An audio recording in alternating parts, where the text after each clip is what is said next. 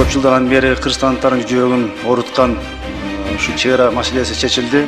Демилгени колго алып, бирөөлөр чечиш керек эле акырычы. Мен силерге рахмат айтам. Президентке, жана сизге, комиссияга. Барыңыздар батырсыздар. Өтө чоң жумушту жасадыңыздар.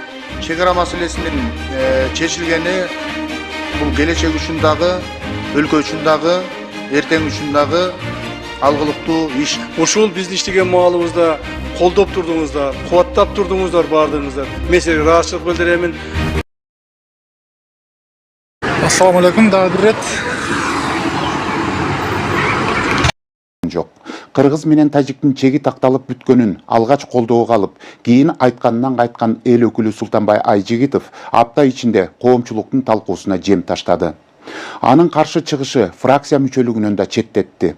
Ошентип 19 март күнү Жогорку Кеңештин пленардык жыйынынын жүрүшүндө ал Ыйман Нуру фракциясынын лидери Динара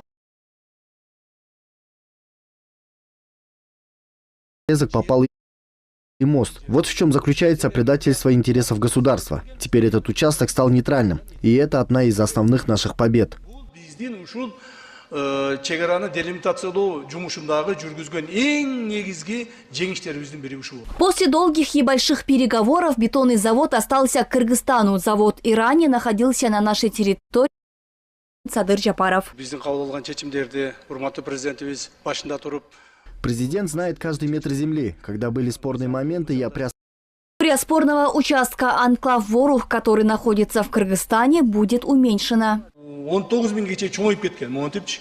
До этого поднималось много вопросов по анклаву Ворух. Ранее местные жители говорили, что анклав расширяется. Это надо прекратить. Таджикская сторона, по данным от 1991 года, использовала 19 тысяч гектаров земли. После сложных переговоров мы снизили площадь до 14,5 тысяч гектаров и вернули прежние границы. Таджикской стороне по их просьбе передано 1000 гектаров пастбищ вокруг анклава. Вместо этого мы получили 670 гектаров пастбищ участка Карагансай в Чоңалайском районе.